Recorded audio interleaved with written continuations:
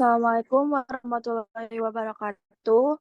Kami dari kelompok 7 ingin mempresentasikan tentang aneurisma otak yang beranggotakan saya sendiri, Farelin Kesyoktaya, Maria Emelia, dan Fikma Ainun.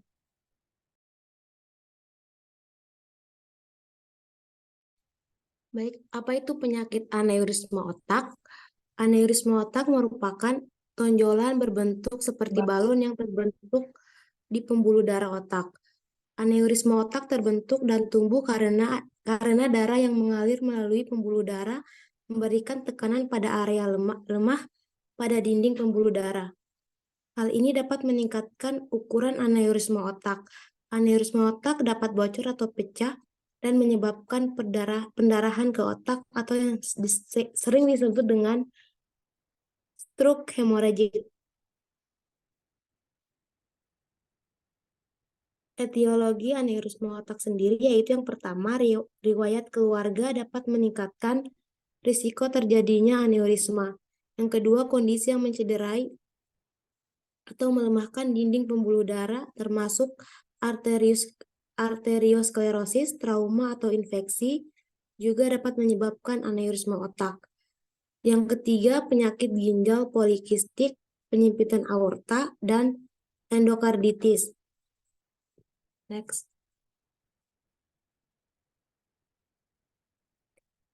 Patofisiologinya itu memahami patofisiologi pembentukan dan pertumbuhan aneurisma otak sangat penting untuk deteksi dini, penilaian risiko, dan pemantauan terapeutik aneurisma intrakranial.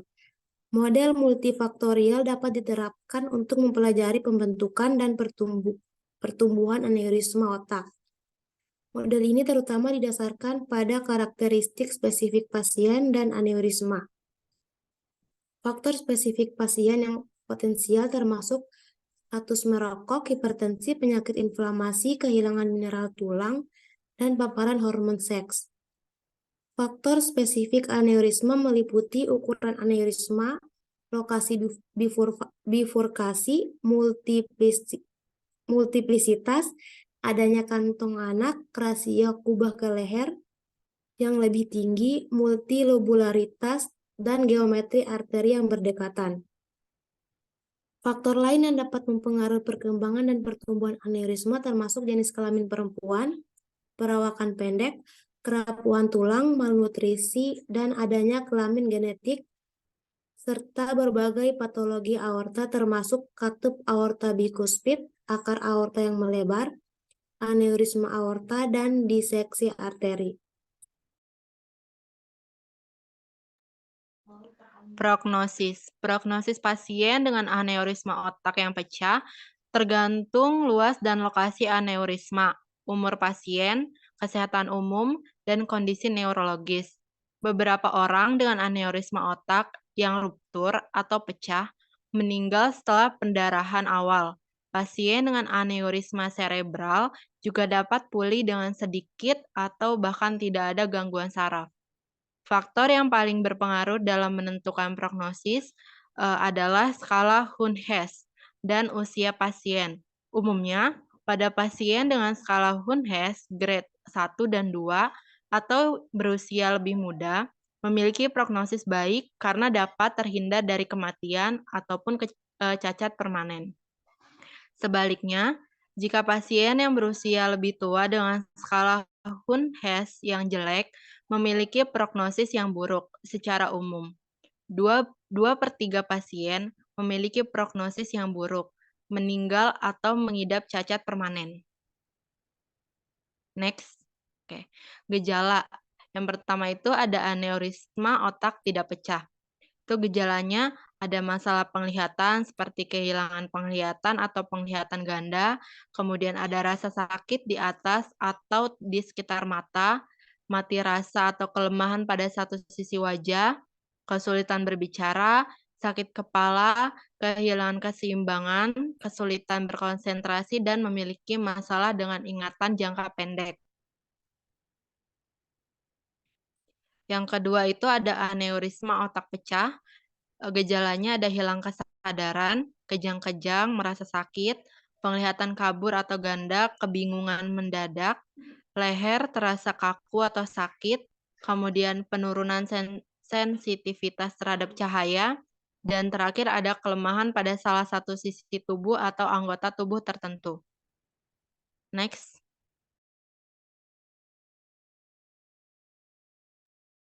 Pemeriksaan, jika pasien mengalami gejala seperti aneurisma otak yang pecah, dokter akan menyarankan tes pencitraan untuk mendiagnosis dan menentukan lokasi pendarahan. Pencitraan tersebut dapat berupa angiogram, yaitu salah satu jenis pemeriksaan ronsen yang digunakan untuk menemukan sumbatan pada arteri dan menentukan area dinding arteri yang lemah. Prosedur pemeriksaan ini paling umum digunakan untuk mendiagnosis aneurisma otak. Yang kedua, pemindaian tomografi terkomputasi atau CT scan, yaitu penggunaan ronsen khusus untuk menghasilkan citra otak dan tengkorak dua dimensi. Prosedur ini efektif untuk menentukan lokasi aneurisma dan apakah darah tetap meresap ke otak. Darah telah meresap ke otak. Pencitraan resonansi magnetik atau MRI yang mampu menghasilkan citra otak yang tampak jelas dengan bantuan gelombang radio dan medan magnet. Pencitraan ini dapat membantu menentukan ukuran, lokasi, dan tingkat keparahan pendarahan. Pemeriksaan cairan cerebrospinal atau CSF yang mungkin akan disarankan dokter jika gejala yang Anda alami diduga kuat merupakan gejala aneurisma pecah, tetapi hasil CT scan negatif. Dokter akan menjalankan prosedur fungsi lumbal untuk mengambil sampel CSF dari tulang belakang lalu memeriksa ada tidaknya tanda-tanda pendarahan. Next. Intervensi 1. Terapi olahraga. Intervensi fisioterapi yang menitik beratkan pada aktivitas fisik yang sistematis, terencana, terstruktur, dan berulang, baik aktif maupun pasif, dengan pola gerakan yang benar untuk tujuan tertentu. Tujuan dari terapi ini adalah untuk memberikan informasi yang benar ke otak dan mengembalikan fungsinya. 2. Rehabilitasi komprehensif. Rehabilitasi komprehensif yang melibatkan terapi fisik, okupasi, dan wicara mungkin diperlukan untuk pasien yang mengalami komplikasi setelah aneurisma. Next. Yang ketiga, injeksi vasopresor. Intervensi untuk mencegah stroke akibat aliran darah yang tidak mencukupi termasuk injeksi obat yang disebut vasopresor secara intravena yang dapat dilakukan untuk mencegah stroke. Yang keempat, intervensi bedah. Jika aneurisma pecah dapat menyebabkan pendarahan di otak yang disebut stroke hemoragik yang sangat serius dan memerlukan perawatan medis segera. Perawatan melibatkan penghentian aliran darah ke aneurisma. Intervensi bedah yang dapat dilakukan yaitu clipping dan endovascular coiling. Next. Terpusaka, udah. Sekian dari kelompok kami. Jika ada yang mau bertanya, silakan. Indah mau nanya. Mau nanya.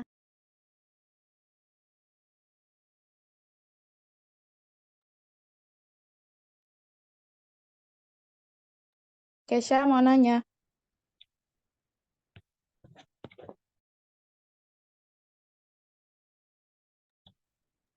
Ya, silakan.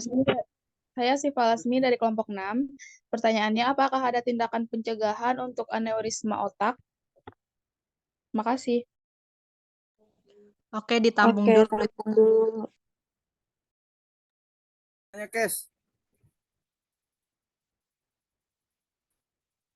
Kes, Ya, apa komplikasi yang timbul akibat aneurisma otak? oke.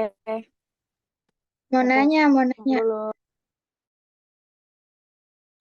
Iya, Ibu. Saya Indah dari kelompok 11. Bagaimana prognosisnya bagi seorang dengan aneurisma otak? Oke. Bentar ya. Izin menjawab pertanyaan dari Asifa. Tadi pertanyaannya, apakah ada tindakan pencegahan untuk aneurisma otak? Jawabannya ada. Tindakannya itu melibatkan pengendalian tekanan darah, menghindari merokok, dan mengurangi faktor risiko lainnya. Apakah sudah jelas, Asifa? Jelas, makasih Maria. Sama-sama.